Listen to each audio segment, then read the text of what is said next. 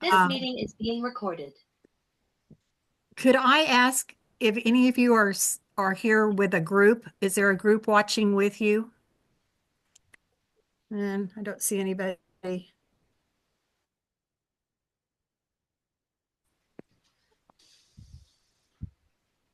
don't see anybody saying that, so I'm going to assume that we're all here by ourselves.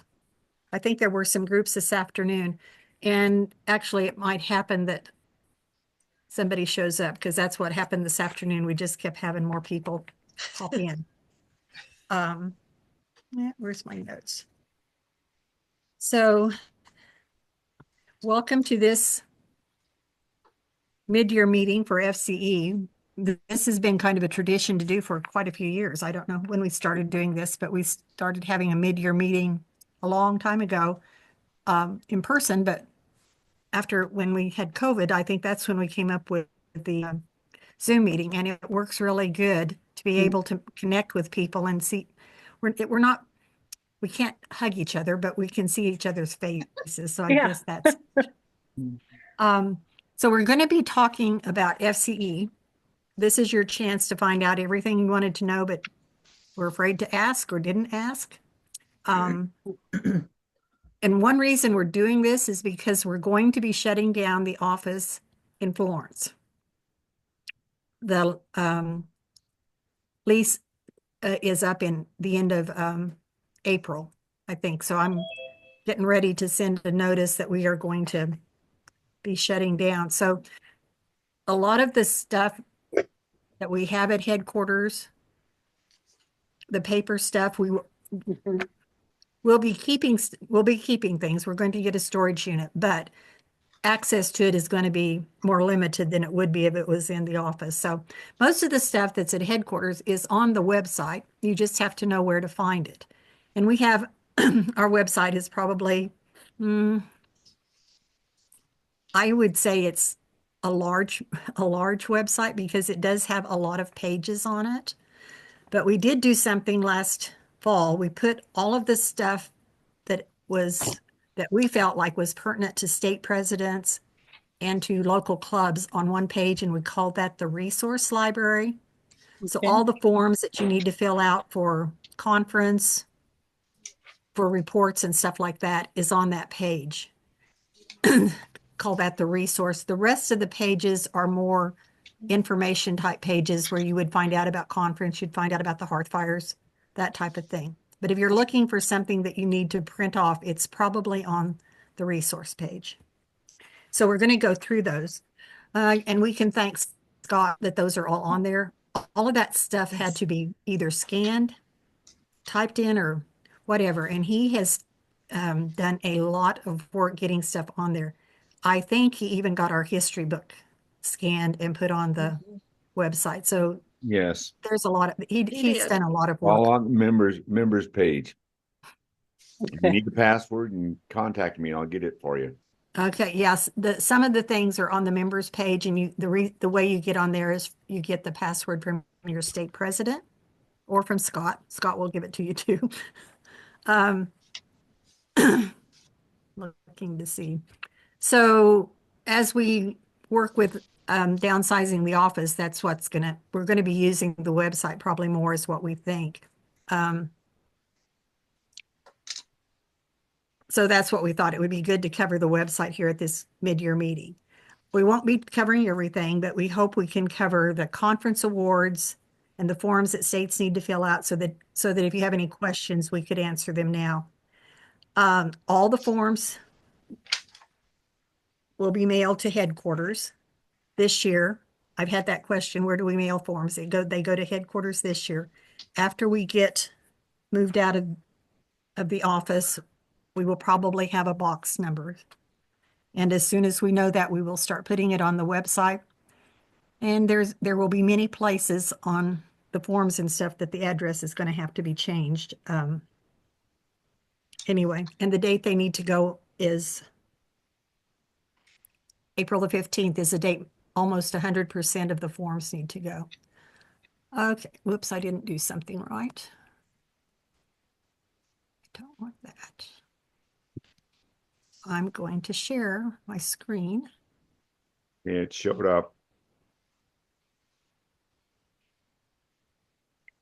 So we just You've got it? see, no, you got the Zoom. You clicked on the wrong thing. Okay. It's a big white screen. There's a blue Zoom in the middle of it. So just stop your share and restart it. Okay, we'll try it again. Here we go.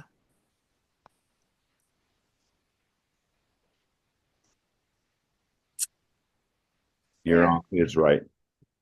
Where is this? Oh, there we go. Okay, Looks good. this is today. So there's the address. That won't change for this year, but it will be changed for next year. And all the forms are due April the 15th unless noted. If they're not due that day, we will let you know, but so Wait. Go back, please. it's that address is on the website. It's on the Okay. first page when you go on it. Oh, okay. It's It's on the easy bottom to, of every page. Oh, Okay. good. Thank you. it's easy to find. I just told the last time we might have to have a contest on how many places we're going to have to change the address. So the first thing I was going to mention is we have some of our things that we use for ceremonies and some of our legal stuff. So the creed is there on that page. Our mission is on that page. And the music is on that page. Peggy went to some trouble to get the fourth verse onto the music like this and had it professionally printed. So when I say printed, I mean like they professionally typed it in. What we had before looked like somebody had made the little circles with a pencil. But anyway, it looks very nice. Thank you, Peggy, Ah. for having that done. But anyway, that's all there for you to use if you want to. This is a list of all of our trademarks. We have to keep these updated. It's not a yearly fee. I'm thinking it's like every 5 to 10 years. I'm not sure what it is, but we missed the last time, which would have been, I think, 2 years ago, 3 years ago. I could not get a hold of Mr. Lee, who was our lawyer. And every time they'd say, well, he's not practicing anymore. And anyway, I tried, Martha tried, and then Margaret has tried. And Margaret's had better luck than we did. She's got a lawyer working on it. And I think the deal is as long as you're using these, as long as we're using them, it's considered that we have a trademark on them. I mean, somebody else isn't going to steal them from us and use them. But these are the ones that we have trademarks on, or else it will say that we don't. So here's the logo. Here's the emblem. And here's the seal. The main difference is the seal has an additional circle around it that says national, or it will say your state if you have one of the slips of paper that has that. The FCL logo, FCE today, that is not on the license agreement because I don't know why any state would want to use our national newspaper name. And as I can just see looking at this, the R looks elongated. So when I enlarge that, I'm thinking I didn't get it enlarged correctly. That should be a circle there. I'm just telling you that. The FC Flash is not copyrighted. So we use that sometimes when we're just sending out one message that we're trying to send to everyone. The FCE Friends is copyrighted. Family Choice TV is copyrighted. And Family Choice Media is on the license agreement, but we do not have a printed thing that says Family Choice Media. We may have to work on that and get that figured out. Our Professor Media is trademarked. Our logo is our Vision logo. This is the Vision logo, Home, Family, Community. It's fine just like that, but if you want to go ahead and use the statement, the statement I think still applies.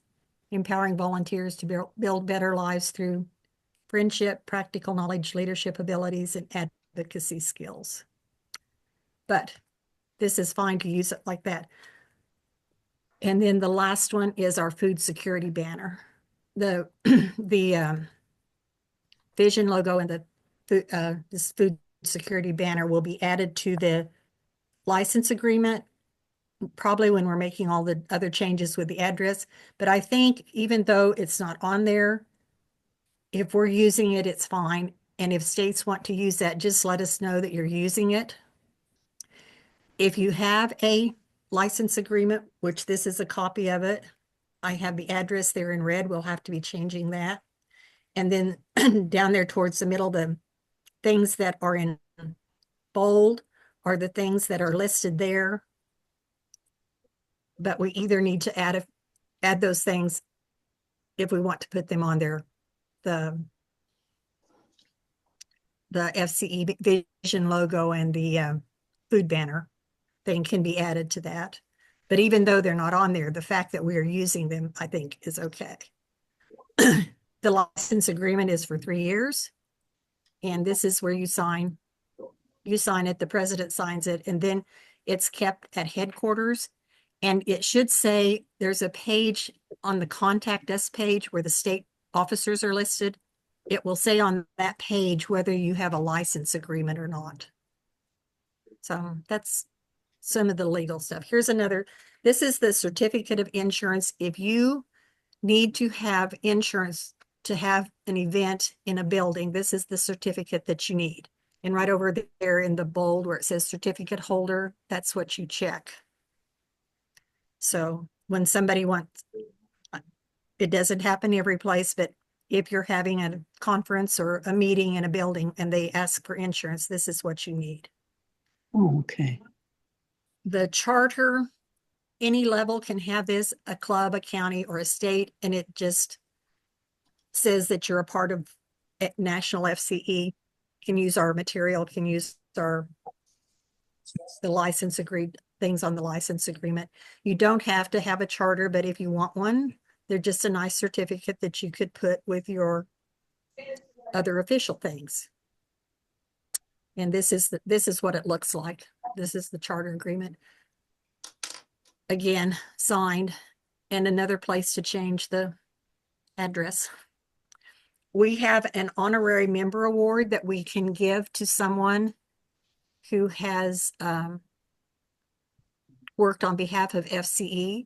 We have given some of those awards. It's been a while, probably 10 or 12 years. I should have checked. I'm not sure who the last one was. I think Elizabeth Dole might have been. No, there's one more because I just saw it. Okay. But I don't remember who it was. I don't either. I've looked at it too, but there's probably 10 or 12 on the list. But yeah, that's all there are. There is one Yeah. more after Elizabeth Dole. Yeah, so we haven't done it, but if you can think of someone or know someone, let the board know, and we would be happy to look into that. And this is a sample of FCE challenge form. This program was started probably 15, 20 years ago, and it was to challenge states or clubs or counties, any level of FCE, to work with another group. So like they might pick out working with Boy Scouts, they might pick out working with a 4-H club, they might pick out working with another women's group. And what you would do is share material with them on a certain project. For instance, since we are pushing the food security, you might go through our hearth fires, order some of the hearth fires for them, make a basket or a bag or somehow for this target audience to use, explain what the material is, and then follow up with it and see if it was used. It's just a way to get the FCE name out. This hasn't been used a lot, so I'm just pointing it out that it might be something you want to think about in your state. This is the National Scholarship Form. This is a form that states would fill out for any scholarships you give in your state. These can be given to members or to students. Down there it says FCE members and FCE non-members, and then the dollar amount. It's just a way for us to keep track of how much money is being shared with people beyond our local clubs. So, and the scholarships, when it doesn't necessarily have to be for school education. It can be to attend a conference. It could be to attend some other meeting. You might be giving scholarships to students to go to school, or it could be to go to a camp. There's all kinds of ways a scholarship could be given. And the next thing I have is the state officer update form for the website. This is to put your information on the website.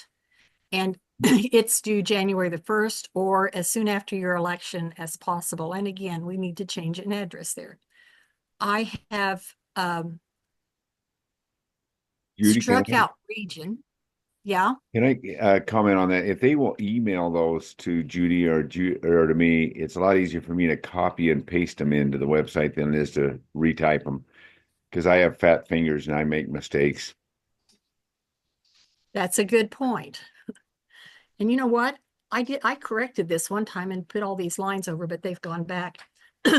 Anyway, if you can see there where it says state and then the next line it says region, that is when national we had 3 regions. We had Central, Pacific, and Atlantic. We don't have those anymore, so I think that can probably be removed the next time we're making changes. But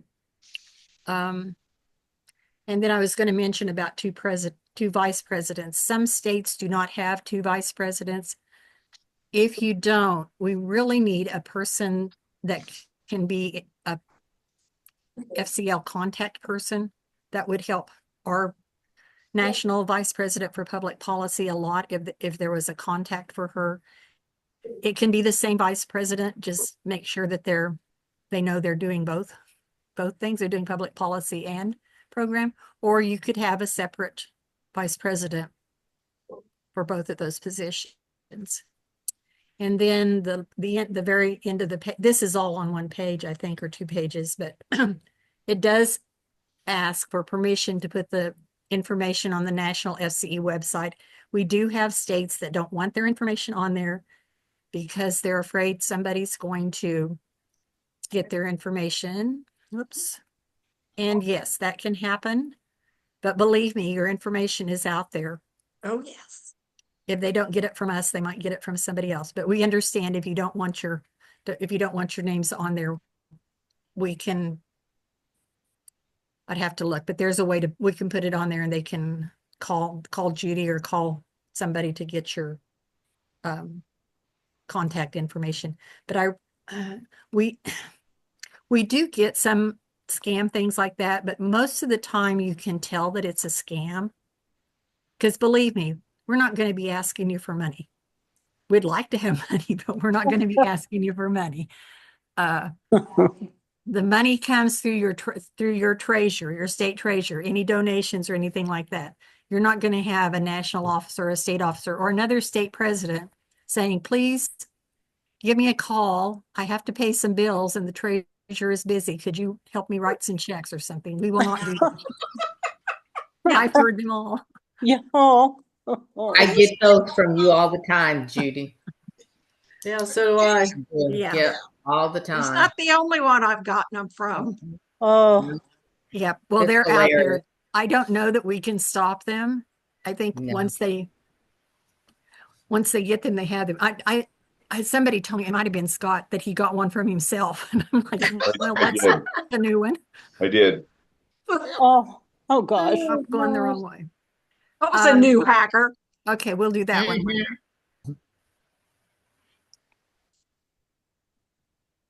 So that was what I was sharing about, and those things that I shared with you are all on the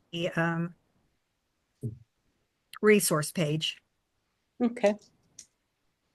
And if you have questions, ask them, or you can put them in the chat. We had some questions in the chat last time.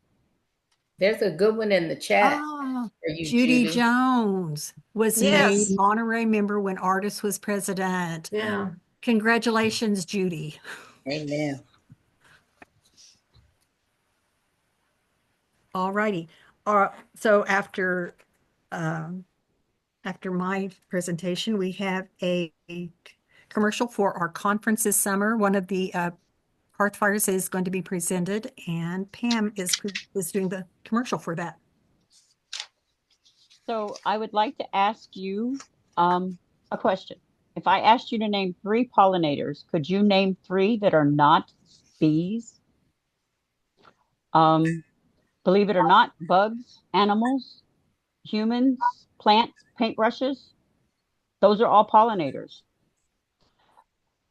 And basically, pollination is moving grains from one part of a flower to another.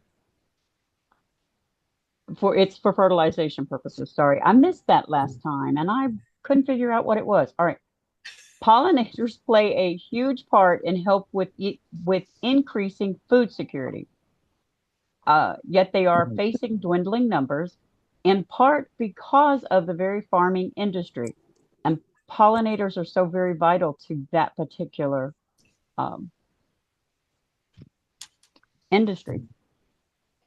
So that will be presented at the national conference in July. Thank you, Pam. And the next thing we're going to cover is fundraising. We have some funds that help support National FCE. Yeah, and that backs up to where, yeah, the president doesn't send a letter out asking for members to send her money. There's 3 here, but somebody did ask me, do we still collect dimes for National? And we do. We collect those at conference, a basket, but I think it's also on the membership form. So if you want to make a donation to National FCE, your treasurer can send it in with your dues. It can be sent in with dues. That's what I meant when I said the money would all go through a treasurer. It's not going to come, I'm not going to be calling and asking people to send money to National. But that's one way. But we have 3 funds, and Martha is going to tell you about the Legacy Fund. Martha is the treasurer of National FCE. Thank you. The Legacy Fund was started as a fund that will help stabilize National FCE fiscally and in time assist participating states through grants awarded by the national organization. Any size donation is welcome and appreciated. And there are forms on the website, all the information about it, and there are forms that you can use to send your donations in. They could be made in any denomination that you like, until you reach the 5,000. That's the goal that is suggested for everybody. Of course, if you would like to do more than 5,000, we would greatly appreciate that. But all the information is on the website. Thank you, Martha. Another fund we have is the Honor Fund, and Margaret, our Vice President for Public Policy, will tell you about that. The Honor Fund was established after the death of President Betty Lucas. And the idea at that point was to honor or in memory of someone, but we went, well, let's expand that. So if you have a wedding or a grandchild or a great-grandchild, or just because the sun is shining and there's no snow, something like that. It's just in honor of something, and that gift can be for anything. And there is a form that you can get off the website again under resources. So this money goes to, this is by the alumni. It's the alumni offers it to National. They apply like a grant form, and it's to go for leadership development. That might be an outside speaker that comes in. It might be materials that we would use for leadership. Let's say we want to do an FCL Institute. So that money goes, it is strictly for leadership development. But I'm like, we're like Martha. We'll take any money. Okay, and the third thing is Keeper's Corner, with which Bonnie Teeples is going to tell us about that funding source. Sure. So my husband and I own an antique craft and collectible mall in Oregon. And we started several years ago a fundraising booth for our personal study group, then our county, then our state. What we seek donations of items and sell them in the booth, for whatever organization it is. We at National FCE are selling items like hot pads, table runners, dish towels, dishcloths, aprons, jewelry. I think there have been some knitted headbands, some crocheted hats. Jewelry. Pardon? Jewelry. Yeah, jewelry, lots of jewelry. And also, I think I think our checks are always over $200 that I send to National. That's not a huge amount every month, but still that's about $2,400 a year plus.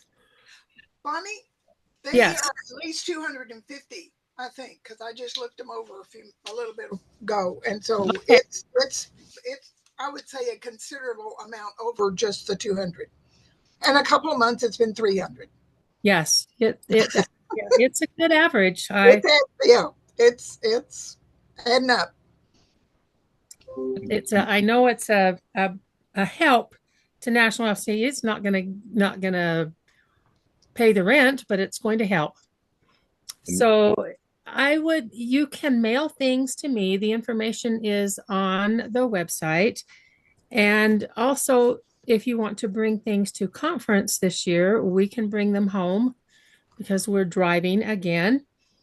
And surprise, and put them in the booth that way. So I'd suggest that you not send glassware or anything really heavy, but the lighter weight things, they're all welcome. And you can get information on how to tag your items on the website also. It does help if they come tagged. However, our assistant manager at the store absolutely loves looking up some of the vintage jewelry that we've been given. She is really wise in that manner. And we have a couple of pieces that were donated to us that are over $400. Wow. We've also got a couple of pieces that were well over $100, and those have both sold. So just if you have things you want to get rid of, you don't want to take to a thrift store, mail them to us and we'll sell them for National FCE. Bonnie, can I add too that Sure. we don't make any money on these at all. We don't charge them for the booth rent. We don't charge them for anything, and there's no consignment on it. And also, we have people that can walk in the door and say, "Do you have an organization that we could donate these to?" And also some of our vendors. Wow.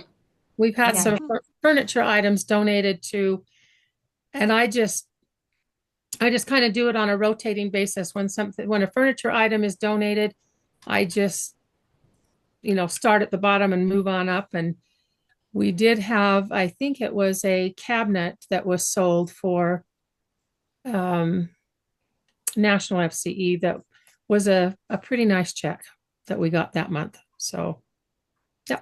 Good. We appreciate that. That's been kind of a hidden gem for us. We need to talk about it more probably. So the next thing on the agenda is another commercial for conference. Mary Alice is going to tell about her hearth fire that she's prepared.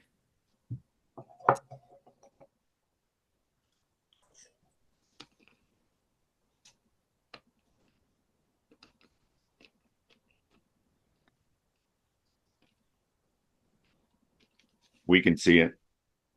Can you see it? Yeah. Yes. Okay. So this is my commercial about Hearthfire number 83. And I'm a visual person, so I like to have things up on the screen. So it's up there so you can see it. But I'm really excited about this lesson because I've learned a lot, and at least half of the total grains of our daily food intake should be whole grains. And at the present time, most Americans meet the USDA recommendations for total grain consumption, but only probably as much as 98% fall below the recommendation for whole grains, and 74% exceed the limits for refined grains. So this hearth fire lesson describes the global variety of whole grains and pseudo grains, explains the health benefits of whole grains, including ancient grains, and provides multiple suggestions of ways to increase whole grains in our diet. Thank you. Thank you, Mary Alice. I'm looking forward to learning more about that. Okay, the next section of the program here is on state forms, forms that your state might need to fill out for conference or to fill out reports that is helpful for national to have. The first one, character counts, is more information because Margaret, my, again, Vice President for Public Policy, she'll just tell you about it. There's some we have some new information. Yes. I have been in contact with character counts, and so there's some new things. In fact, Jason Lamping, and he's listed on the website. He and I had a Zoom meeting this last week for about an hour, talked over a bunch of new things they're doing and some of the things that have changed since we originally were involved. And one of them is they are not connected now the same way they were with the Josephson Institute of Ethics. They are a separate entity now, and they are housed at Drake University in Des Moines, Iowa. They do keep in touch with Michael Josephson, who has retired, and all of that. There's a link, but they are a separate entity. So they've been working on, because they're a university, they've got the ability and the people to do a bunch of different things. Number one, they have a new address being in Des Moines, and I think Scott has changed that for us on our website. Jason and his group are going to be looking at what we actually have posted on our website concerning character counts, because we have a big blurb about it, and that may get tweaked a little bit. There's not going to be any mandates except in use of the logos and stuff.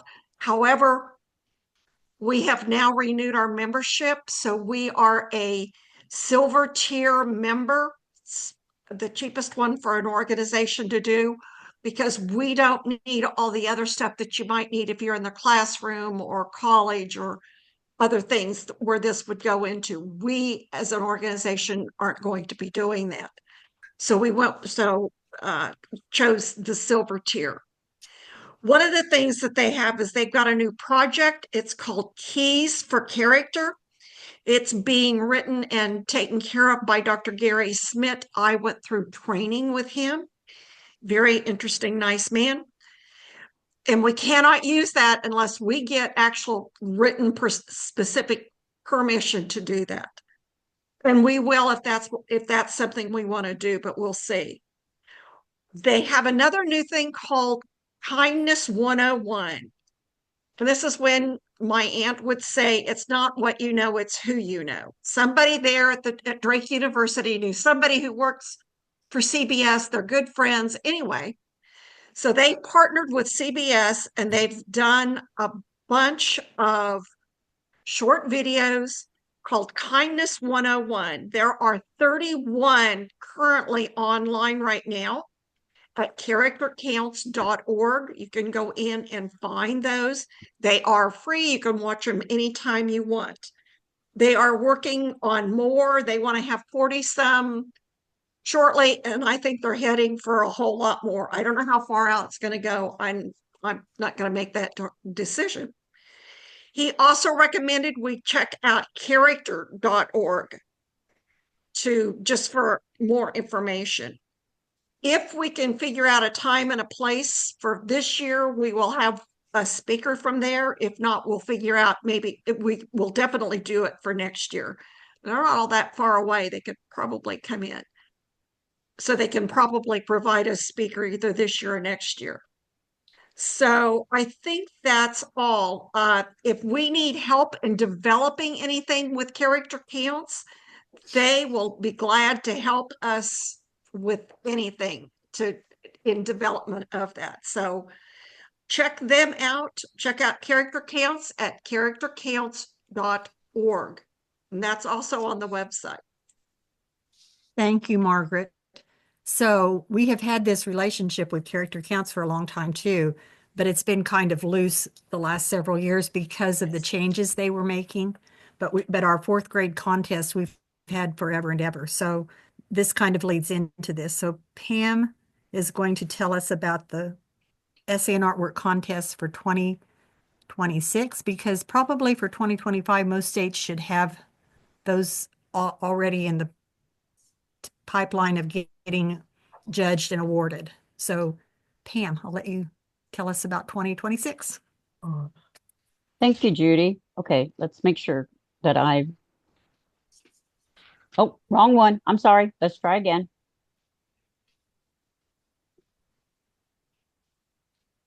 There, PowerPoint in English too.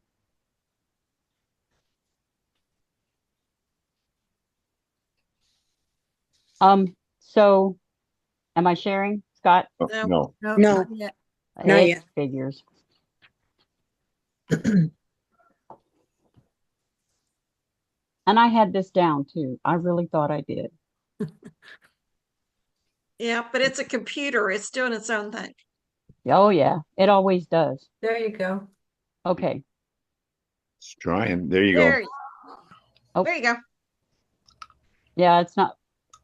So I moved my little guy. There we go. I had moved my little guy right out of the way and then put him right back. There we go. Sorry about that. It's okay. So this is about the 2026 fourth grade essay and artwork contest. The theme for this year, or for 2026, is respect.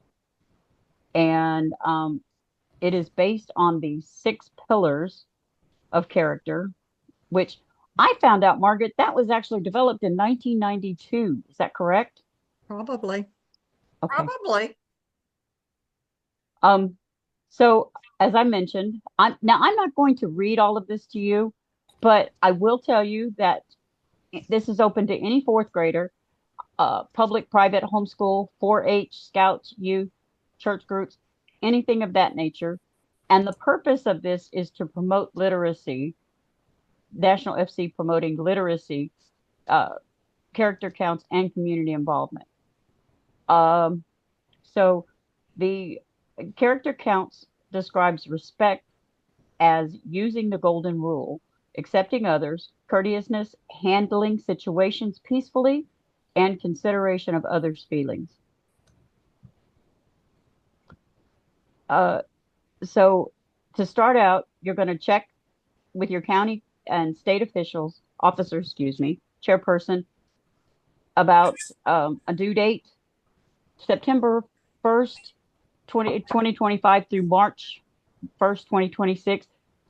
But that's kind of flexible. The biggest thing that you'll need to remember is your state entry, your first place state winner, needs to be postmarked to National FCE by April 15th of 2026. You're laughing at me. I decided not to put the address in there. Did you notice that? That was good. Yep. So that's one that we don't have to change. The you'll go local, county, and then the state first place winner. You can award three places, first, second, and third. Your first place winner for local goes on to state. State can do the same thing, first, second, and third. And then your first place winner only will be sent on to national.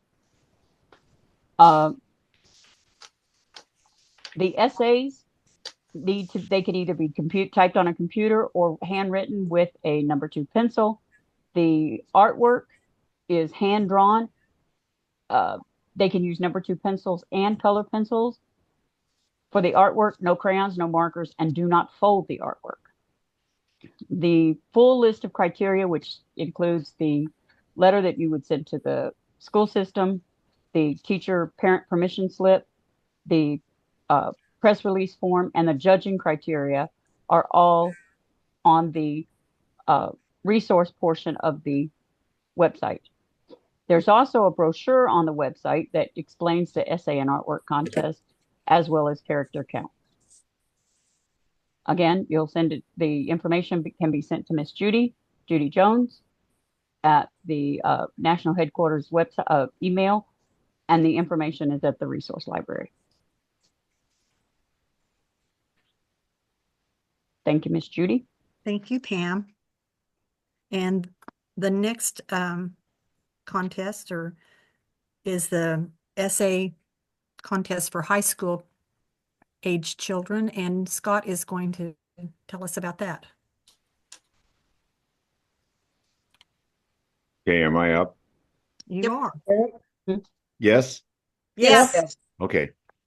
So for years, I have wondered about, I love the fourth grade essay and artwork contest, and I just thought there's got to be a way to involve young people, not that young, but, people that are coming, they're in high school or about ready to come into the world of work. And so I kind of brainstormed a little bit and came up with this right here, and it just follows right along with the fourth grade one. The themes are going to be the same and so forth. And so I'll just kind of go through this a little bit. And if you got questions, you can contact me personally.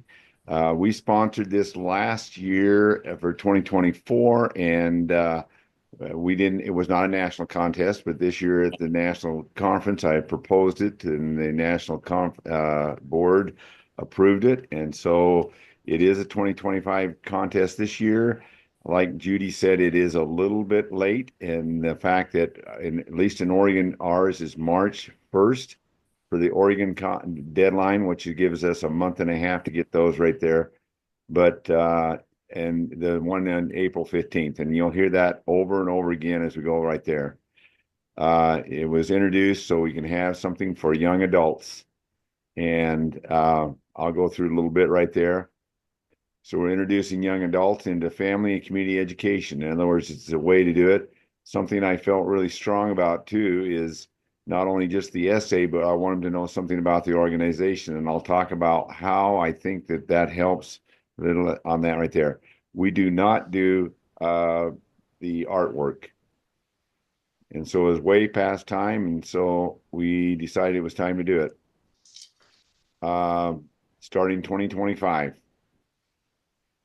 So, and again, all the forms are there, and I like it when people say the resource library page. That is actually the way to right on there, and that's a hot link right there. You can actually click on that; it'll take it to you there, and that's where most of the forms are. There's generic forms on there. One thing that you need to do is, because your state may be a little bit different you'll need to format it, and you'll need to take and put on your information, your state name, your state, maybe you have a website or wherever it might be, you need to put them on there. And this could be either for 25 or 26. And if you want to look at an example of one, you can go to the Oregon FCE website and take a look at it there. The National Essay Character, it's a high school age character counts essay contest. Students the opportunity to write about character counts. And just like Pam talked about it, it really brings some character. Last year was citizenship, and Bonnie and I learned a lot. We had some really good ones. The 8 ones we had, they were tearjerkers when you find out about citizenship. And I know that's a lot going on now with some political things. We learned some things. It provides the students also an opportunity to win some money, so they get a little bit of money. And I'd like to be able to a lot more money than what we're giving them, but we'll talk about that in a second right there. There's a couple of brochures. There's actually a generic national brochure, and it's on the national website. And there's also one for Oregon, but you'd have to go to the Oregon website to see that. And you can see the themes, and this year is 2025 is trustworthiness. And again, it's pretty late to get that done. But if you've got just one person in your state that wants to enter it, I'd read them over and see if they want to go and send them in there, and then just we'll follow right along the fourth grade. Next year it is respect. And then the rules and the guidelines of the national, state, FCE, high school character counts, essay contest are as follows. Again, it's open to all young adults that will be high school age at the date of the state contest deadline, which is March 1st, 20, whatever it might be. And I've been asked a question, and I'm going to answer that. What is high school age? And I can tell you, if you're in high school, and by the way, this is my 51st year of being in the high schools, 34 of teaching and 17 of subbing, and you'll come across students that are as old as 19. Some of them can even turn 20 their senior year if they've been delayed. I also use the term delayed, and some of them may be as young as 12. So you just have to use some judgment on that. If they're in high school, the main thing is we want young people. I don't think I'd be checking birth certificates or anything like that. It can be written at home, school, or other places are available. They do not have to do it at school. The essays must be written by the applicant and not by the parents, guardians, friends, or others. One of the questions that comes up is with IA is, or AI is artificial intelligence. And the thing is, it's kind of debatable on that. And I'm not going to check it. And the thing is, AI is a new tool. I mean, there were teachers that wanted to throw away electronic calculators. And so it's something we're just going to have to deal with. The application form must be filled out and signed by all necessary signers, and it's much the same thing. It's got some disclaimers on there that it allows them that we can do videos or pictures or whatever it might be. The essay must be written about the current theme, and this year it is trustworthiness, and next year is respect for 2026. It needs to be properly formatted with a name, title, needs to be between 1,000 and 3,000 words. Essays must be typed. We are not accepting any handwritten ones. Using the theme of the essay contest, the writer of the essay must discuss the ideas and thoughts about the following. And there's 4 things that they need to discuss.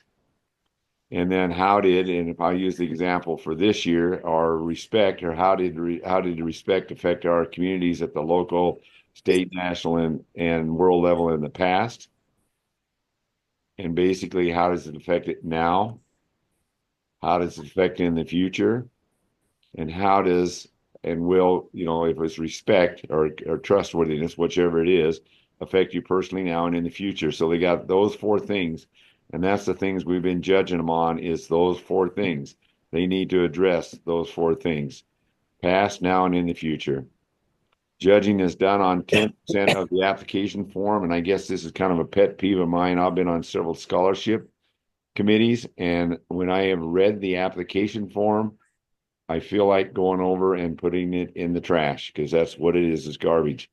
Last year, out of the 8 that we had, they were all done perfectly. All the signatures, T's crossed, I's dotted, 80% on the essay and 10% on the knowledge. And the reason why I have the knowledge on there, that I was a real pusher on that, is I want them to know something about the organization that is doing this. I don't expect a 4th grader to need to know too much about it, but if we're young men, young women, they need to know something about it. And so you'll see the quiz questions in a minute. By the way, it took 8th graders that I gave it to last year, which are now 9th graders that are going to enter the contest. Took them 20 minutes to find the answers. Scoring rubric or scoring guide will be used to judge these. Judging will be done by at least 3 people. And again, on the state forms, they must be, it runs from April 1st to March 1st of whatever year it is, all state contest application forms. And in Oregon, and we'd like to see the other states adopt this, is March 1st. That gives you a month and a half to get those judged. And you're going to find out that it takes a while to do it. Last year we had 8, and I think this year my fear is we may have 50 of them turned in, and that's going to take a while for us to judge those. State winners and placers at the state contest will be announced April 15th or sooner if the judging is completed. Application forms, essay, and FCE knowledge quizzes must be submitted via email mail, in person. I like it when they email it to me because it's easy to send out to the people that are judging it. And then you need to have a coordinator in each state or something that somebody's going to take the bull by the horns and be responsible to kind of coordinate the whole thing. And then I've got my contact information in there. And then your state, if you choose to, you need to come up with a monetary value of how much money you give. In Oregon, it is $500, $300, and $200 for their. I wish we could give them more, but that's all we can afford to do at this time. And again, you notice I didn't put down the address there, so we don't have to change that. April 15th. That is your first place winners. And then at the national contest, it'll be a $500, $300, and $200. And by the way, Bonnie and I have been very blessed. And if you notice, it says Keeper's Corner right now. All the money right now is being donated by Keeper's Corner. And we're just going to cut them a check for $1,000 and they can send it on down to the students that are the place winners right there. If you'd like to donate to that, you could send those into headquarters through your treasurer. And don't send me the money. Don't send Bonnie the money. And send it to Martha. Martha Okay. will be glad to accept it. Right. And this is the quiz. And I'm going to go through these kind of quick, but you guys kind of think about whether you could answer this. And like I said, the 8th graders took about 20 minutes. And it's open book. I want the kids to look at it. And every answer is on the national website, every one of them, and they can find them. And if you need some help with yours, I can find an 8th grader that can help you. So information is on the national FCE.org. And matter of fact, you see right there, what does the acronym FCE stand for? And community education. I hope you can answer that. What year was the national organization started? And when was your state organization? And where would you find that? Now they'll write it down for their state and the national organization. Then here it is, who is the first national president, and then who's the current national president and the current state president. Now that'll be for your state. So who was the first one? Besides national board members, who can tell me? I can't hear you. Maybe you better Nobody go find knows. out. What? Nobody knows. Nobody knows. Well, I'll tell you what, maybe I get some students to tell you because they know who it is. I know who it is. Me too. Okay, who is that? Laura Roop. That's right. Okay, all right. And then the mission statement, that's on the front page. The creed's on the front page. I just think that it helps them understand what we're all about. 6 things FCE does, and if there's a whole page just on what FCE does, and I can't remember who put that together. I don't remember if that was Jeannie that helped actually extend that. There's about 30 or 40 things we do. And then what is the name of the yearly National FCE contest designed and held for 4th graders? By the way, I've talked with 2 students that did the 4th grade contest, and now they're going to do the high school one. And we all know what that is. Question number 9 has the answer in it. And where was the 2023 national conference held? And who was the winner? And this is on here, and you guys will have to. This is one they have to dig for a little bit, and you guys can find it if you look on contest winners on that page of the conference, and then 6 states, and so they can look on there. And if you got any questions, give me a call or email me or whatever you like to do. You can text me. That's it.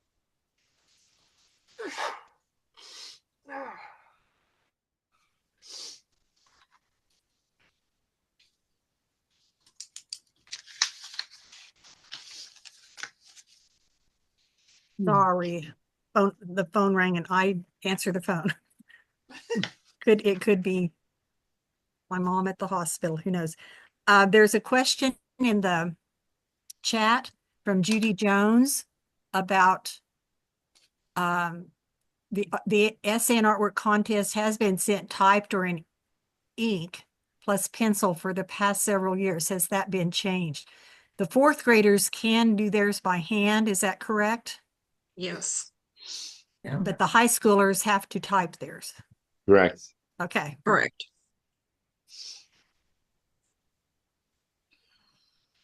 And the colored pencils was for the artwork. We didn't want them in crayon or markers because it doesn't copy very well. And then they aren't supposed to be folded either because that kind of ruins the effect of the artwork. So it's nice that they just get sent flat in a manila envelope or manila folder or something. They could roll it up in a tube of some sort to mail Yeah. too. That would work too. Pat, our public policy coordinator, has the Heart of FCE. Next.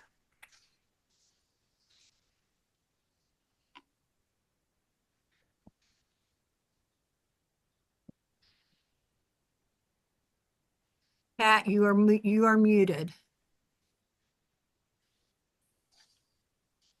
I didn't do it. Blame it on Scott. I did it. Scott muted me.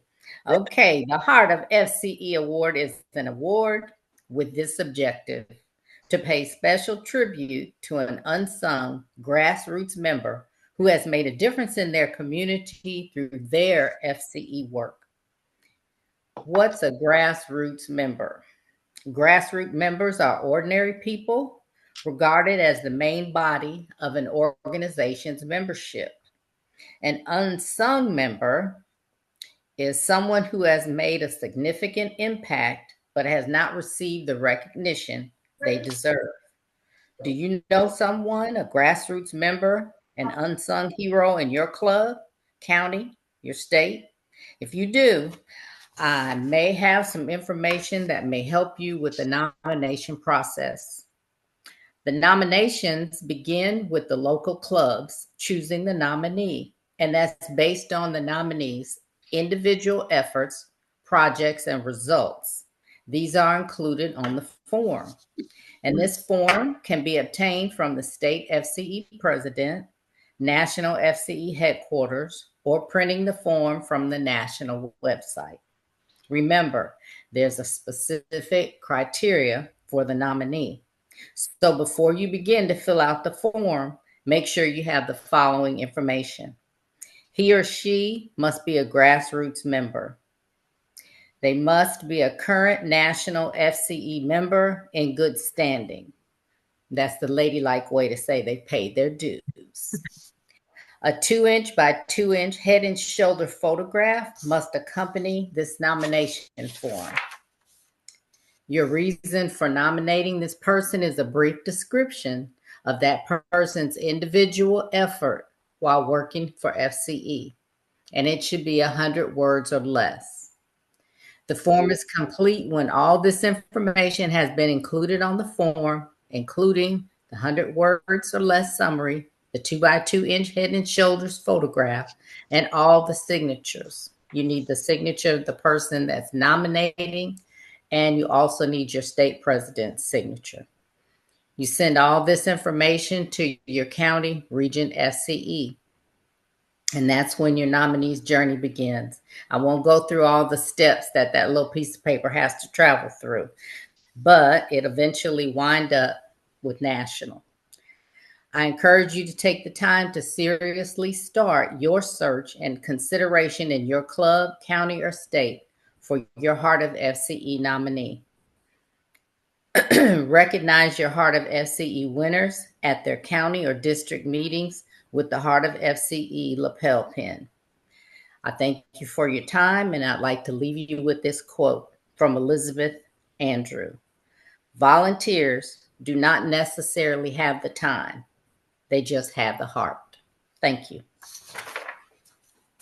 Thank you, Pat. You're welcome. Our next project or program or an award is the that's what it's called, the program project report form, and the program award book guidelines. And Peggy Martins, the vice president for program, will be talking about those. I don't have a PowerPoint to show you, but this is the form. It can be found on the website. You click on the home page, and then you click on Resource Library, and it's on the left-hand side under State Resources. There's a little green tab to click on.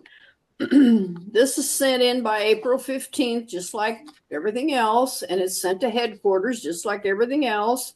And it is a total of FCE presenters, volunteer hours, members reached, other people reached, and dollars spent. If you attach another page, please don't send in 14 pages to me, because I don't want to have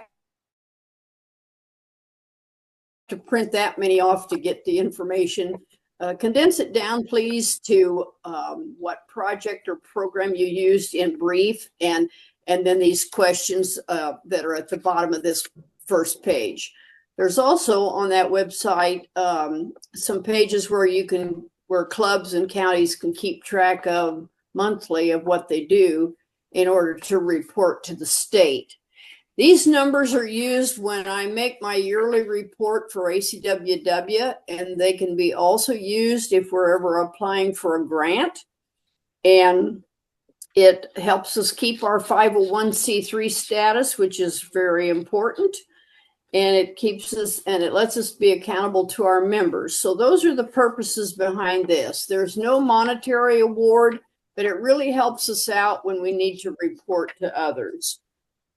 So we've had really pretty good participation in that. And the other one is the program award book. And this is the form for that. Also found exactly where this past report was found. And it does have a monetary reward. There are 3 different categories. There's education, leadership, and action. And this page is to be submitted as page 1 of the report. These report books can come with a trifold. We used to years ago always had a trifold. Then it got very expensive to ship them back and forth. And so if you're traveling by car or know someone from your state that is traveling by car, you're more than welcome to send a display board. If not, you can do a brochure that can go with it. If you choose not to do either one of those, then you will have 5 points taken off of your total score when the judging is done.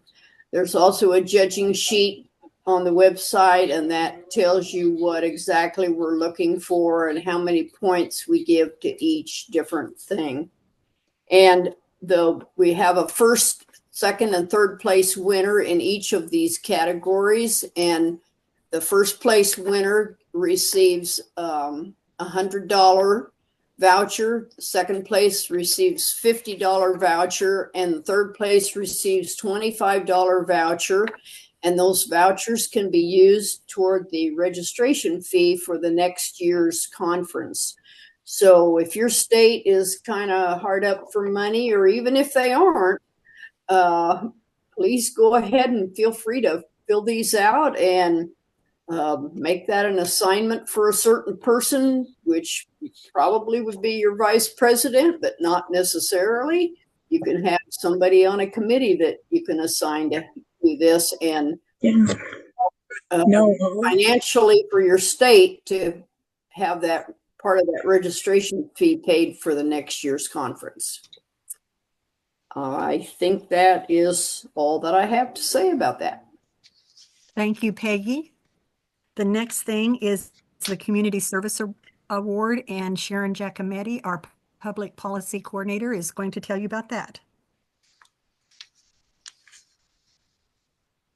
I guess I'm here.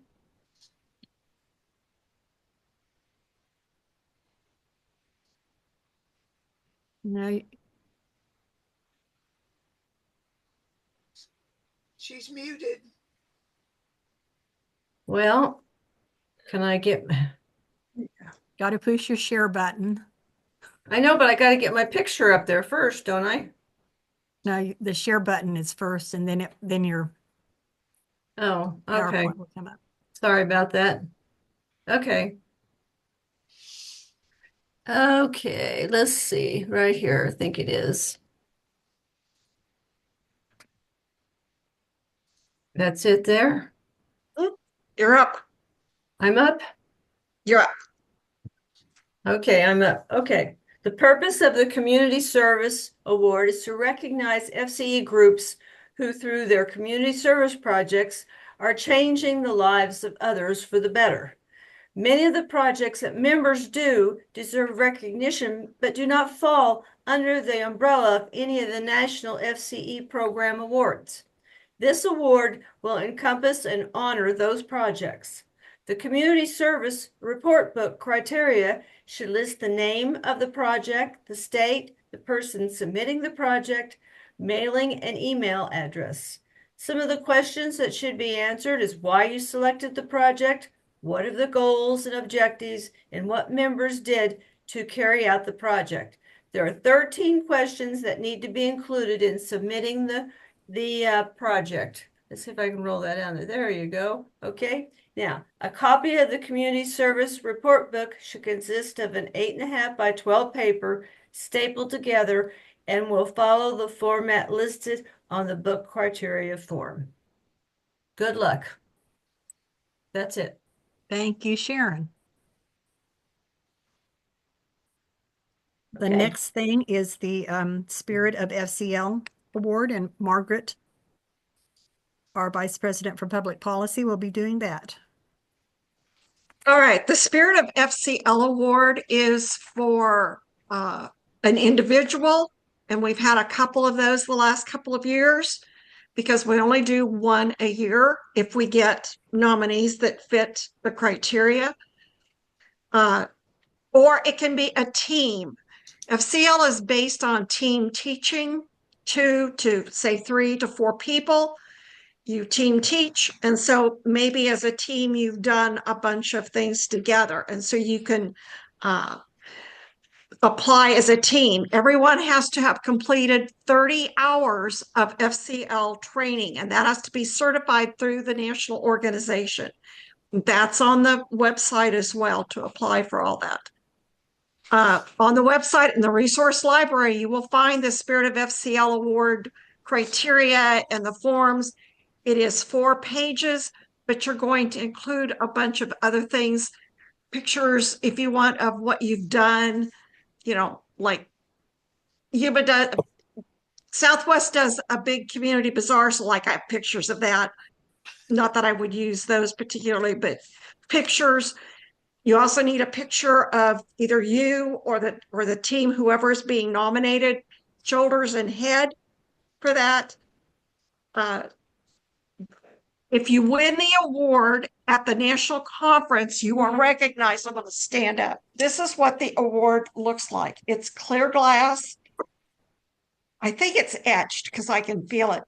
Etched glass with a saying that says you can only give to others what you have inside yourself. So it's one of a kind. We don't give those out to just anybody. If you've got anyone in your state that's got their 30 hours of training and they put in more hours in community leadership training, their community things where their leadership that they've learned is being used, they should be applying for this Spirit of FCL Award. Thank you, Margaret. And now we have another commercial for conference, and Sharon is going to be telling about the FCL lesson that the FCL team is going to be giving, which is Sharon, Margaret, and Pat. Sharon's going to tell us about it. Okay, is that it right there? Okay. Yep. 3, 2, 1.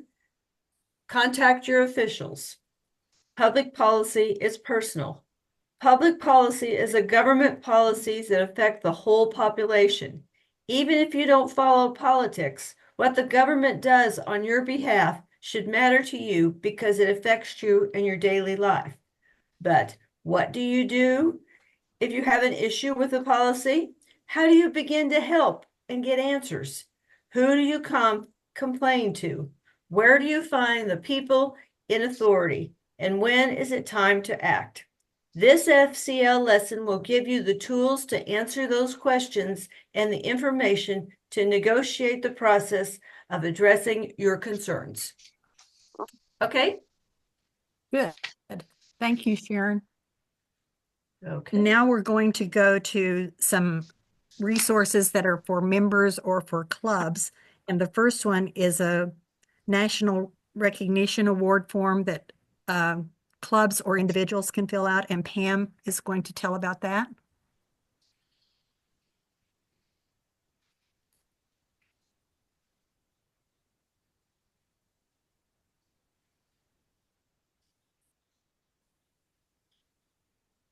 Maybe.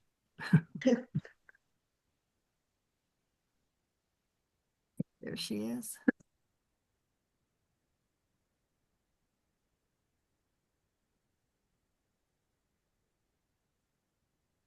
Pam, you're muted. Oh, sorry. Can you There see you it? go. Not No. yet. No.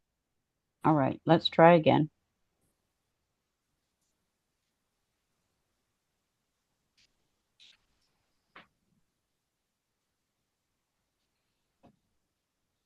All right, that worked. See how Yes. exciting it is when something Woohoo! happens right? So this award is the National FCE Recognition Award. It is both, as Judy said, for both groups and individual members to learn about options to make a difference in your community. Your achievements will be recognized at the National FCE Conference by a certificate. The second page will now I'm distracted. The second page is going to determine your progress. Not every activity is going to apply to you or your group. So I took this straight off of the application form. It under education, you can see some of the options that you can use. Again, not everything is going to apply to every group member. Action. There you see, promoting the 4th grade. Oh, I've already got one. And then leadership. Again, straight off of the second page application. You're going to pull this award form off of the resource library webpage, and it will be sent to Judy or headquarters by April 15th.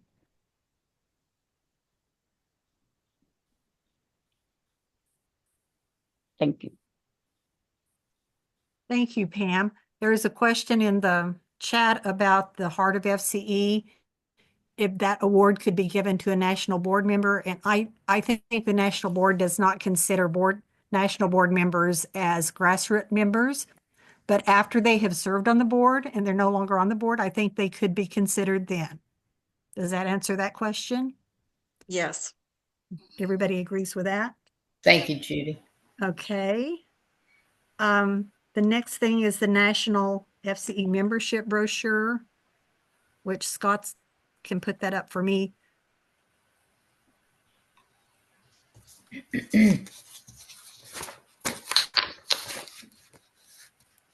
This is a membership form that's on the resource page.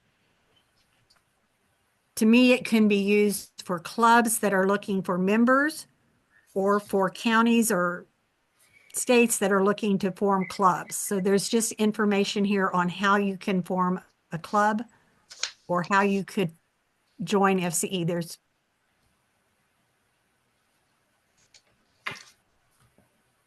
just lots of information as far as what we do and what you would need to do to form an organization. There's also on the, I think it's on the 2024 conference page, we did a skit for clubs, and there is a notebook called Tools for the new club that has an agenda, a minutes template, a treasurer's report template, some helps like that, roll call suggestions, some things like that to help a new club form that would be forming. So we tried to have some information on the website that would be helpful if you're trying to form a new club. So thank you for that.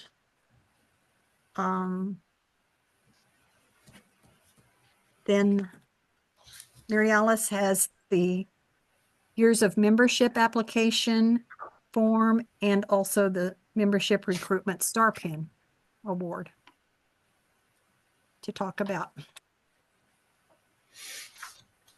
Thank you.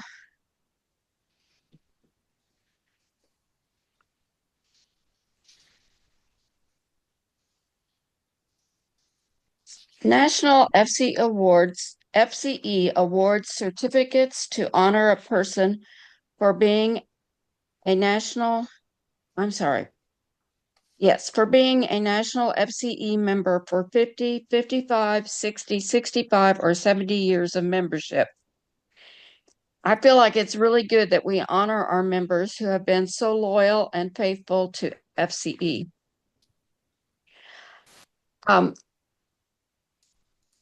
The member must be a current national member and have been a member in good standing for all those years.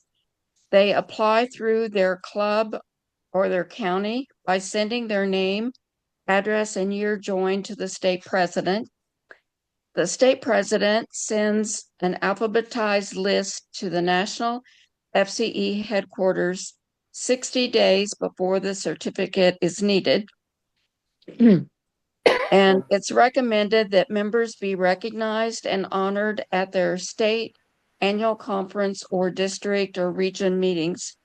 And this is so that they can be recognized and honored in person if possible.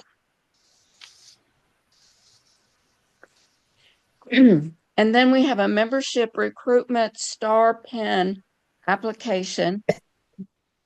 Any and all national members are encouraged to send in this form on the right for each and every new national FCE member they have recruited.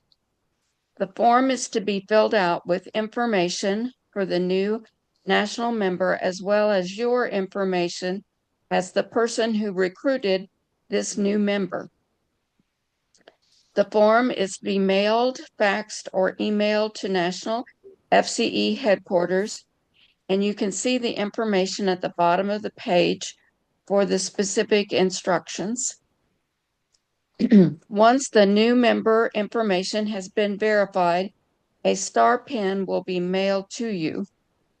And I've asked Peggy Martins to show you the pin here on Zoom so that you can see what it looks like.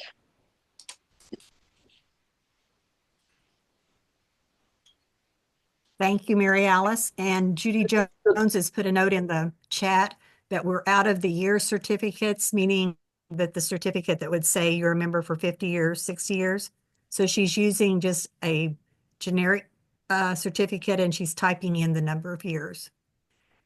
And this is the pin. This is the pin, the membership star pin. If you turn it upside down and lay it on a nickel, that nickel is right above it. It goes completely clear to edge.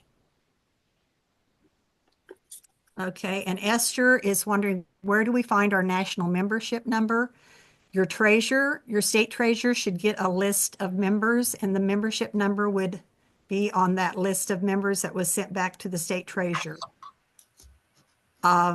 Is there someplace else where the membership number shows up? It used to show up on the FCE Today when we were mailing that out, but we don't mail that anymore.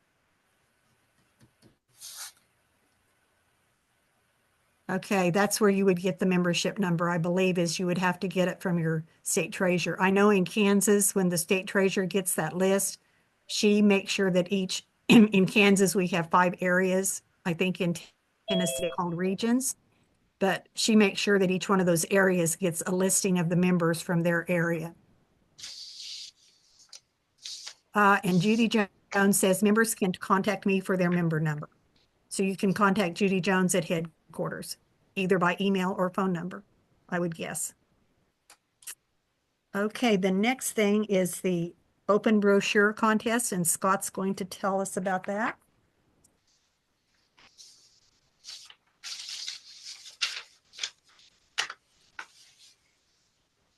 Okay, am I up? Yes. Okay, so Judy asked me to put this in here. This is a contest that I enter every year, and I like it when other people are there. We like competition. And anyway, so I just wanted to kind of go through it a little bit. Judy wanted me to go through it. And by the way, if you need any help on it, it is not too late to do it this year. It is not due until April 15th, once y'all hit that deadline again. So you got time, and if you want me to send you one in a Word form, and then you just take and change all my stuff that's on there, and that's great with me. Last year, the gal that did it on the Red Cross brochure, that got first place and kicked me out of there into second place. Actually, I worked with her quite a bit, and I enjoy helping you when you do that. And just basically a brochure. It's just a promotional document. They're very easy to hand out. I love handing them out. This is an example of the one that I'm handing out now for the National High School Age Character Contest. It's a lot better than handing out all of the forms for it. It has basically all the information in it, and you can use them for lots of different things. They're pretty easy to make, and I would just encourage people to do these. They're very, very nice to promote FCE and the purpose of the contest. And these are right off the rules in the contest. And the rules are all contained on the resource page of the national website, designed to give you an opportunity for all national members at all levels to compete in a national contest. And the brochure is to be a standalone item promoting FCE in some manner. The brochure does not have to be connected to a program award contest. Brochures may be used, brochures used in the program award contest may not be entered in the contest. So you got to do a separate one for this right here. Brochures must promote FCE. So you need to use some of these logos, all those things that Judy went through earlier. There are 3 categories, and you can enter at 3 different ones, and you can enter one in marketing or membership. It needs to be something with marketing or membership, and it takes and it promotes membership in there. It might be a recruiting one, and the one on the national one is there that shows, that was the example one that Judy had me show up a while ago, and that's actually one I designed. Tools, it can be something in the category of tools. And a tool might be something like we use for the 4th grade essay contest, the high school essay contest, something that you're trying to promote, food security, whatever it might be. And then the other category is something that doesn't fit into either one, but yet still promotes FCE. So you can actually enter one of each of those. And by the way, I challenge you to do this because I'm going to enter one. I've got almost all mine ready to go. And I challenge you to come in there and give me some competition. Contest open to all national members in good standing. And I guess like was said, you've got your dues paid at all levels. You can enter. And by the way, you can enter as an individual, a club, a unit, a state, whatever it might want to be. Judging will be done by the national board. They send them in and they judge them. Again, I'll say this again and again, April 15th. Now this is actually an award that you can get, not cash money, but you can get a voucher for your national conference the following year. $100 for first place. Second place is $50 and the third place is $25. So if you want part of your conference paid for the following year, that's a good way to do it. Other instructions: brochures not adhering to all the rules will not be eligible for awards. You need to use the FCE logo on it, though. It needs to be on there somehow. If the logo is used, you must make sure you have the license that Judy talked about. It needs to be signed for your state. Also, contact information located on the back of the brochure should include such things as the name of the organization, your group, your addresses, phone numbers, website addresses, other important information. And then when you send it in, you need to send in 10 original brochures to the national contest or national FC headquarters on or before April 15th of the current year.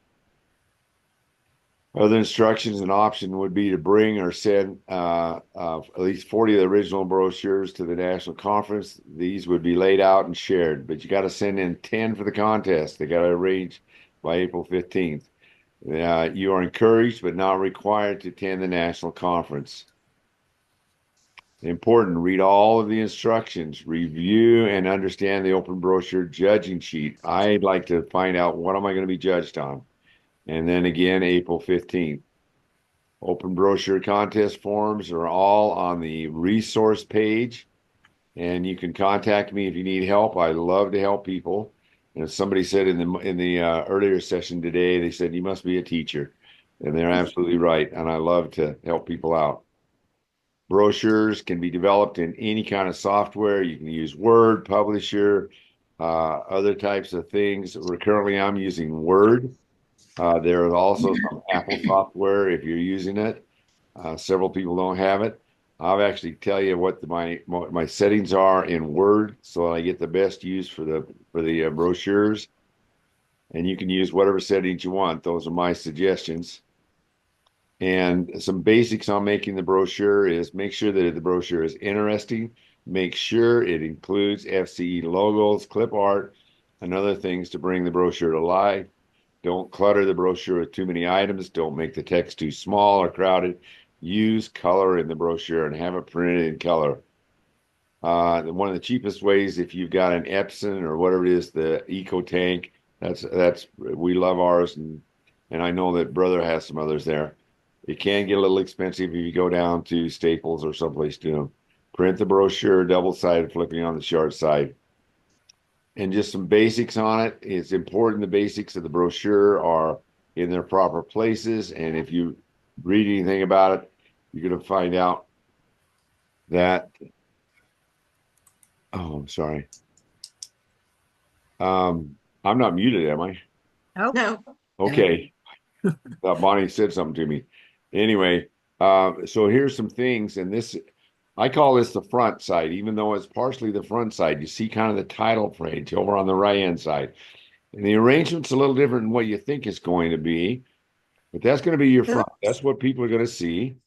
The one in the center is the center section, and that needs to have your contact information in there. You can have other things in there, but you need to have that there. On the left-hand side, front information section on the left, you can put in whatever you want. And if you notice on mine right there, I put in a few. It's on character counts, or the characters are pillars of character. And so you can take and you can see what it's just some things to bring to life a little bit. And then on the back, there's nothing really set. That's actually the inside. So when you open it up, it would actually be on the inside. And you can put information in there. It contains information about your brochure, includes some clip art and so forth. If you have any questions, don't be afraid to ask. You can't win if you don't enter. Do your best, make a brochure. You can help with your FCE. They are a wonderful tool. Contact me. And by the way, if I help you out and you beat me, and I always go by the saying, and this is what I did when I was teaching students to weld. It says when you become better than the teacher, he or she has done their job. Thank you. thank you, Scott. Our next form or thing to speak about is the National Conference Scholarship that the alumni gives, and Denise Smith will be talking about that. She is the alumni chairperson, and she's also a conference chair. Thank you, Judy. For those of you who don't know, the National FCE Alumni Committee is comprised of current and any and all past National FCE board members. And our main goal and objective is to fundraise to provide monies for first-timers to attend national conferences. Normally, we limit to about 3 applicants per year. But this year, because this is such a special conference encompassing, world quality speaker and president, and of course, other societies that we normally don't meet with. So we felt that this was special enough that we opened up and we're going to be offering 10 scholarships this year. These scholarships will cover the cost of registration for convention. And the way this works is that applicants must be have paid their dues, be members in good standing, and of course have never attended a national conference before. They submit the application to our vice chair, who currently is Martha Crawford, and there is a payback. And that is that the applicant must commit to providing information about the conference, talk about what she or he learned, and share that information with their club, council, or state level. So there is a little bit of payback that they do have to give in return for having their registration paid for. So they do have to pay for their registration in advance, submit the application, and then once we have received their report back, which there's a form and everything for on the website, once we receive their report back and how they have shared and what they have learned from conference, then they will be reimbursed for their registration fee. So the application form and all the other information is available on the website, obviously. If you go under quick links, there's a couple of places that it's listed. It's going to be under the 2024 conference category. And then also under alumni officers, tours, officers, forms, and newsletters. There's a copy of the form there also. So I'd really appreciate it if the board members or all of you who are attending this meeting, and particularly state presidents, could spread the word and make this information known to your members. There may be people out there who, would like to attend, and here's an opportunity to get their registration paid for. So if you have any questions, you feel free to contact me. And thank you very much. Thank you, Denise. And now we're going to have another commercial for conference, the final FCL lesson, and Margaret's going to tell us about that. So for the final FCL workshop at conference this year, it's going to be the ACWW's program on 16 days of activism, which is gender bias, gender violence against women. It's based on gender and it's violence against women. So it starts November the 25th. And it's actually Women Orange the World. I thought that was clever of whoever came up with that. Anyway, it goes through December the 10th, and each day is a special day. There are some international recognition days that in there. One of them kicks it off on the 25th, and it ends on the 10th, which is how I think they got the 16 days. So it'll be Bonnie Teeples as USA area president, and Pam as the national FCE coordinator for ACWW, and myself will be presenting it. So come and learn a little something new, because it's based internationally rather than just the way we would think about it. And it's really important, having listened to the coordinators meetings and talking about some of the things that go on that are based on you being a female and some of the really bad things that happen. Thank you, Margaret. The next thing we have on the agenda to talk about is not on the resource page. It's on the members page. It's our FCL and Hearthfire lessons. These are all available to FCE members. You will need your password from the president, or Scott will give that to you to get into that. But Martha and Margaret and Peggy are going to share a little bit about how those can be used. I have been trying to reorganize my office, which I think is a lifetime job. Anyway, I have been going through some of the old hearth fires. I've asked I've been asked by other groups to do programs, and generally FCE material is what I fall back on. But we have spent a lot of time and money developing these hearth fires, and I hate to see them go not to waste, but just not be used regularly, and we tend to forget them.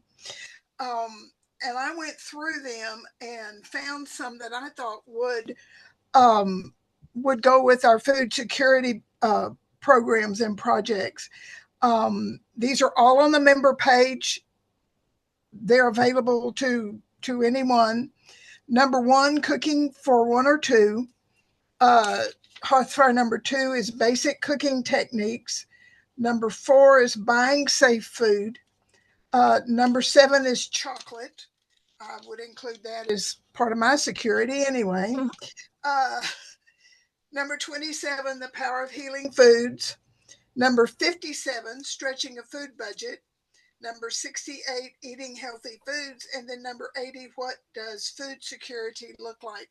So I would encourage everybody to go back and look at some of the older hearth fires. Some of them are not, some of them need to be updated maybe, but some of these, the information is still perfectly good and useful.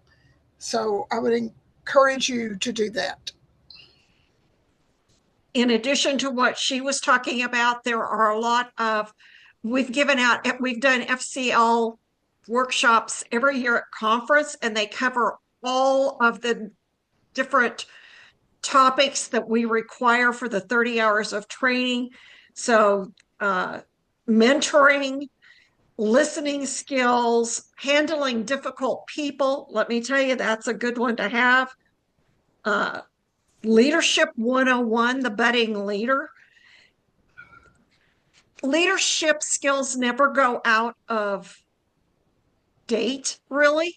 So it's really, I loved when Martha brought this up about reusing materials that we already have. So we really got to think about what's in there. So there are a couple of really good and lengthy lessons, workshops on putting character counts to work, and character building starts at home. So those are some of the ones that are also in that area. And bless Scott for taking the time to get all this on the website. Yes. Peggy, you didn't have anything this afternoon. Do you have anything to add this evening? I'm sorry, I said, and I don't have anything to add. You girls both did a good job. But I was muted. I was muted, so now I've repeated it. Sorry about that. Thank you, Peggy. You were a good supervisor. Okay.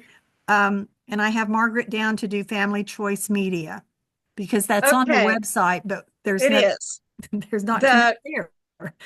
What is on the website for Family Choice Media is the April 5th pledge campaign.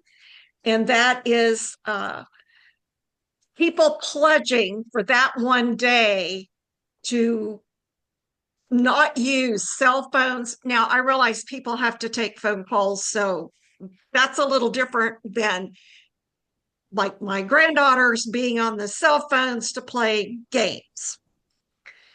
Or iPods, tablets, iPads, internet, television. Just get rid of it because it has to do a lot with violence. And there is a pledge sheet, and you'll find what the rules are and a pledge sheet on there. And then as I was sitting at urgent care this afternoon, I found I was, of course, playing with my phone, but there was an interesting thing that came. There was an interesting thing on there about apps parents should know about. And it just hit me, and I went, we got to have something on Family Choice Media. So tell me, have any of you ever heard of Whisper? Whisper is an anonymous social network that promotes sharing secrets with strangers. It also reveals the user's location so people can meet up. Now, wouldn't you like to have your 9-year-old granddaughter on that? There are several of No. them. Yes, exactly. There are several that they call them geolocations, which means this is worldwide, but this app is designed so it can find where you are. When you're online, it'll know where you're at, and it specifically direct things in your direction, which is not very good. There is several of them. One of them is Ask FM, which is known for cyberbullying. And we already have heard horror stories about cases of cyberbullying where the person that's bullied either commits suicide or commits violence against fellow students. So there's Monkey, there's Discord, there's Badoo. I'm going to find out how many of how many of these my grandkids know about.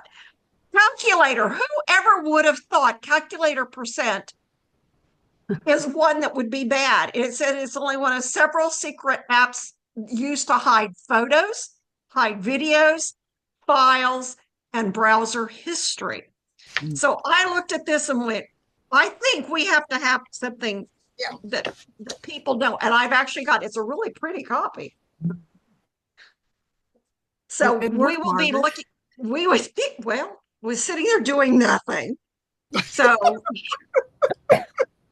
what happens when you got to sit and wait on the doctor? Right. Okay. You don't look very sick, Margaret. Right. You want to look at my hand? Oh my goodness. What'd you do? I didn't do it. My cat had a nightmare and my hand happened to be in the way of her attack. So my hands in. Oh no. Okay, we have one more commercial for conference. Conference this summer is going to be different than we've had. Ever. Yeah, forever. The world president of ACWW is going to be there. She will actually be at our meeting. I don't want to take too much from Bonnie's, but Bonnie is the ACWW US area president, and she's kind of in charge of this, and we're the host society, I think would be our title. So most of our conference stuff will be on Monday. We will have some time on Wednesday if there's anything we need to finish up that we can't get finished on Monday. So Bonnie, I'm going to turn it over to you. Okay. Well, as I explained to the attendees this morning, one of my goals when I was elected the area president was to unify the USA area as far as all of the organizations, the societies. I am not naive enough to think that we could ever come back together as one or two societies, but I did feel like we needed to do some work to come together and learn from each other, work with each other. And I think we've done a pretty good job of doing that. It has helped for National FCE to go back on the CWC board. And I know that isn't a pleasant task. I admire Judy for doing it. And one of the things that I have figured that might help us all is when we come together as a USA area. In the past, the USA area president has been given 1 day of the Country Women's Council conference. And one of the very first charges I was given as an area president was to have a true area conference that is not tied in with somebody else running it.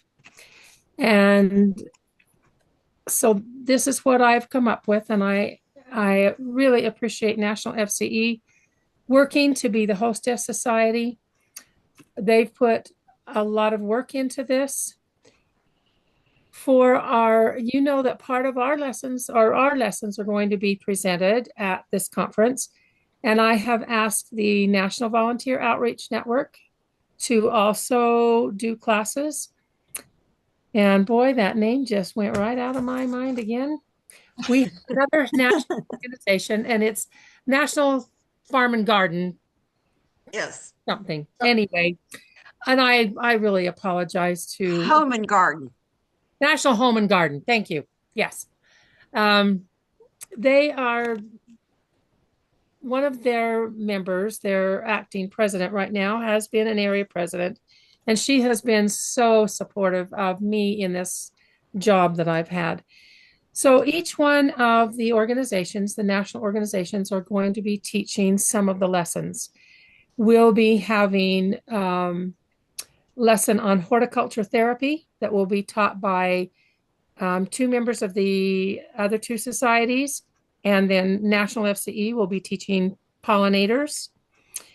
We will be talking, hopefully, Kentucky organization will be giving us some tips on Wednesday afternoon about how they have increased their membership. Their membership has increased by 200% in the last year. So I think they might have something that we could all learn from. On the other couple of days, we will be having learning sessions on the public policy piece that Sharon was talking about. We'll have one on environmental wellness by the NVON president. We will have the world president speak to us 2 or 3 times. We'll also have the executive director from ACWW headquarters will be speaking to us and having a question and answer period for us. We have worked with an organization, or one of our NVON has worked with an organization called We Support the Girls, and it is bringing gently used and new bras for a donation to women's shelters.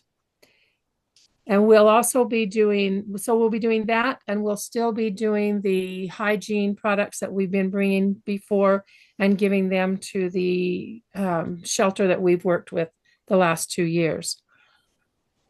We'll also be having some tours and some craft times. I'm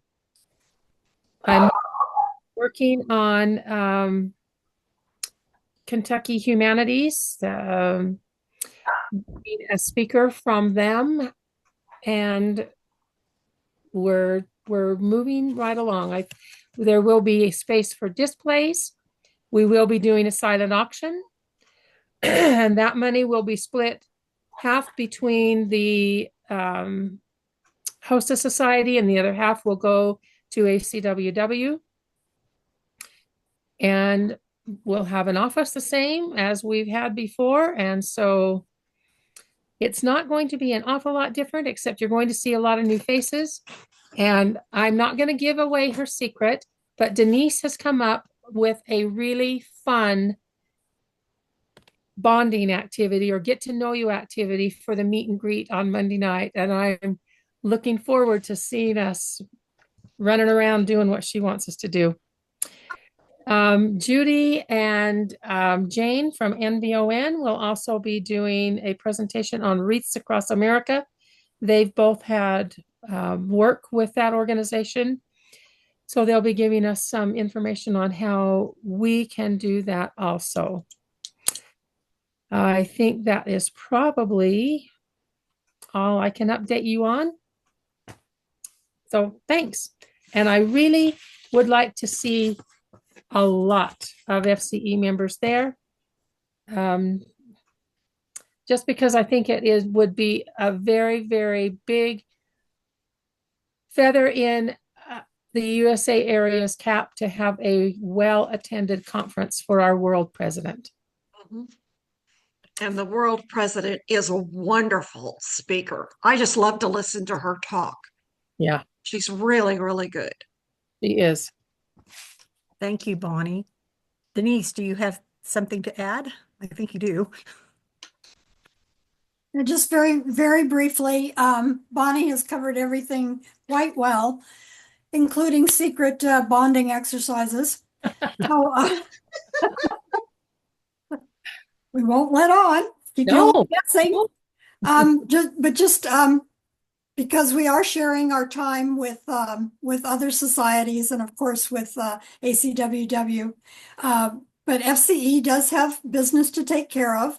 So the majority of Monday, the first day of the conference, is going to be devoted to FCE. We will have a business meeting. Of course, we have officers to elect, treasurer's reports to hear about. And then, of course, all of our awards to be given away, Heart of FCE, Spirit of FCL, the program awards, recognizing the 100-year clubs. And let's see, also the state presidents will probably be meeting on Monday also. So that will be a full day in regards to National FCE. So, Judy? Yeah, I don't have too much to add to that. I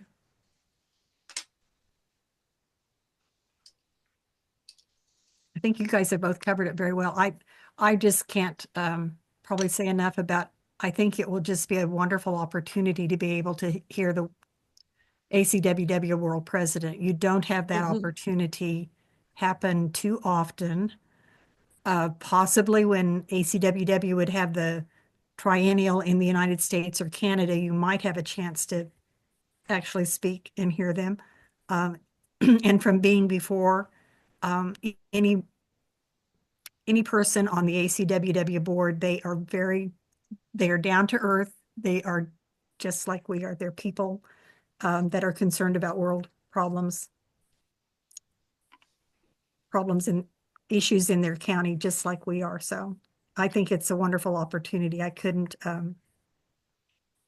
say any more about. I think that it's important to come just because of that. Are there any questions about anything we covered tonight? I know there were some showing up in the.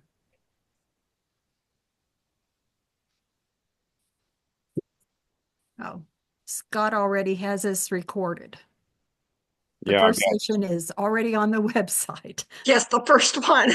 You're quick. So this will be available on the website.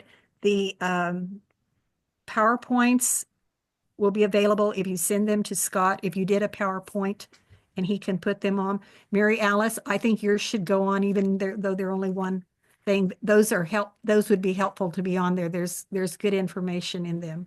Pam had one on the fourth grade contest. So we'll try to get those PowerPoints on there so that you can have access to them too.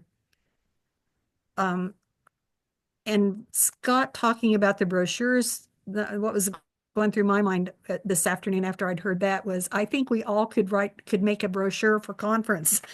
There's It's so many easy, boys can do it. Yeah. There's so many things we do that we could do a brochure for.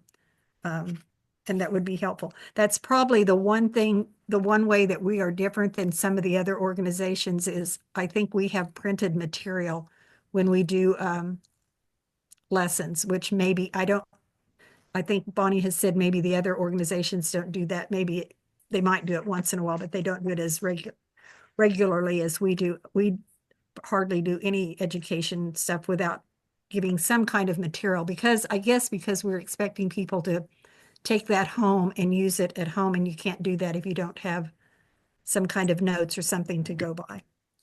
So I thank you all for coming tonight. I thank you for spending the almost 2 hours with us. Thank you very much for that. If there are no questions. There was a question on conference dates, July 21 through 24.